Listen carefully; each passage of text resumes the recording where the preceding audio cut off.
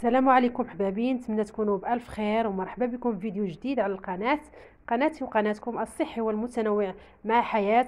مرحبا بالناس الجديده اللي انضمت للقناه، شكرا لكم على الدعم. والناس القديمه الدار راها داركم. كما كتشوفوا اليوم ان شاء الله حبابي غادي نحضر معكم واحد الفطائر او الخبز بالماء او المخنفر، كل واحد وشنو كيسميه، بطريقتي الخاصه وبمكونات بسيطه وبطريقه بسيطه. نتمنى ان شاء الله هذا الفيديو يعجبكم، ونتمنى الوصفه ديالي تنال استحسانكم وتجربوها في البيوت ديالكم. وما تنسوش اللي عجبكم الفيديو خليو لي شي لايك وتعليق واشتراك في القناه فضلا وليس امرا. بالنسبه للمقادير ان شاء الله، عندي هنا زلافه ديال الفينو، دقيق القمح الصلب، الفينو ماشي السميده ديال الحرشه، هنايا زلافه يعني تقريبا شي نص كيلو، هنايا هذه كتهز لي نص كيلو. عندي هنايا بيضه يعني بحجم كبير، ممكن يعني بحجم صغير ماشي مشكل. وعندي هنايا دقيق الفرينه البلديه كما كتشوفوا، غنحيد منها ان شاء الله ديك النخاله الرقيقه.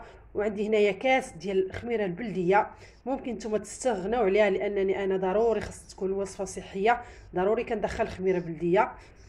وعندي هنايا معلقه صغيره ديال الخميره حبيبات باش نسرع عمليه التخمير. وعندي هنايا قبصه ديال الملحه، وعندي هنايا معلقه كبيره ديال بيكربونات الصوديوم اللي غنفعلها بهذا الماء ديال الحامض كما كتشوفوا. وعندي هنايا الماء، يعني الماء القياس يكون دافي. ان شاء الله نبداو على بركه الله طريقه التحضير. في هذا الاثناء احبابي كما كتشوفوا في الفيديو غادي نضيف ديك الزلافه ديال دقيق الفينو او دقيق القمح الصلب ماشي السميده كنأكد، وداك الكاس ديال الفرينه البلديه ماشي دقيق الفورس لان الوصفه خصها تكون صحيه. غادي نحيد منها ديك النخاله، غادي نغربلها كما كتشوفوا، وغادي نضيف قبيصه ديال الملحه، غير قبيصه. وغادي نضيف معلقه صغيره ديال خميره حبيبات، وغادي نضيف معلقه كبيره ديال بيكربونات الصوديوم. باش تفاعل ليا ضروري خاصني نضيف عليها عصير الحامض، اولا عندكم الخل، يعني الخل يكون نوعيه جيده، حبذا لو كان خل تفاح باش هكا تكون العناصر كلها طبيعيه كما كتشوفوا في الفيديو. غادي نضيف البيضه ديالي، تقدروا تستعملوا بيضه بلديه او بيضه روميه، المهم تكون نوعيه جيده. وغادي نخلط النواشف هادو مع بعضياتهم حتى هذوك العناصر كلهم يتجانسوا ليا مع بعضياتهم.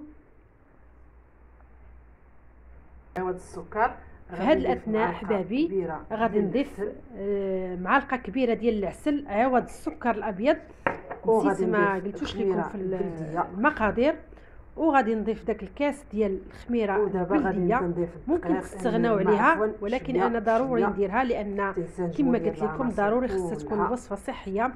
وغادي نضيف الماء الدافئ، عينكم ميزانكم، ما نعطيكمش القياس، يعني الخليط ما يكون ثقيل بزاف وما يكونش خفيف بزاف. وسمحوا لي البنات واحد المقطع مشى ليا من بعد ما كنخلط في هذا البول، كنشد هذا الخليط وكنديرو في مولينيكس حتى يطحن ليا مزيان، وكنخليه يختمر، كنغطيه وكنخليه يختمر لمده نصف ساعه. سمحوا لي المقطع مشى ليا بنات. وصلنا لعمليه الطهي، غادي ندهنهم هكا بشويه الزبده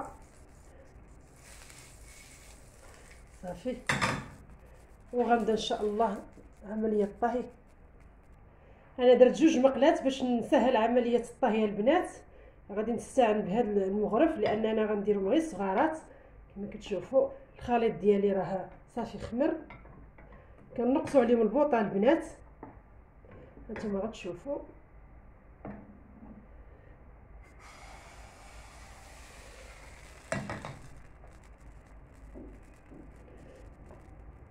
كنخليو غنستعن بهذا المقله باش يعني تجيني العمليه سهله منين نبغي نقلبها. هانتوما كتشوفوا كما كتشوفوا راه ملي كيبدا يتقب معنا.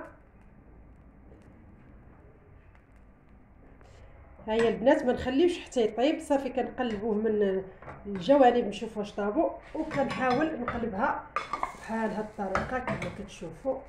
هانتوما البنات غادي نزيد وحده اخرى.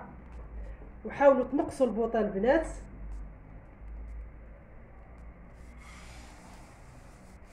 هانتوما البنات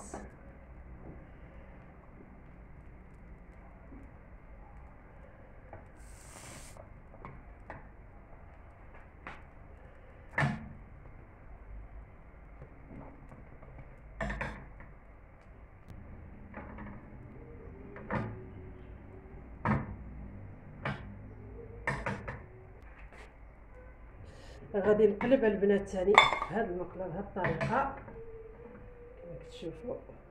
نزيد وحده اخرى ثاني صافي. غنبقى غاديه بحال هكا حتى نكمل.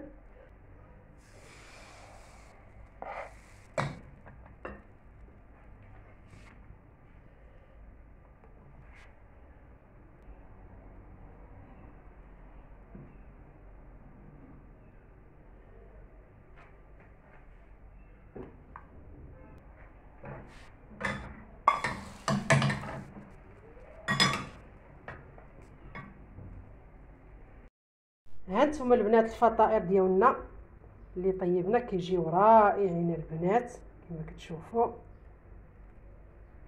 هانتوما البنات شوفوا كيجيو رائعين. نتمنى تجربوهم وتجربوا الطريقه ديالي، طريقه صحيه ويعني وسهله وبسيطه. نتمنى الا كنتو كتفرجوا حتى لهنا وعجبكم لا فيديو وعجبتكم الوصفه خليو لختكم شي لايك باش تشجعونا ونزيدوا ان شاء الله نعطيو وصفات. كنقول لكم الفيديو وصل نهايته. نضرب لكم موعد فيديو جديد او وصفه جديده. مع السلامه.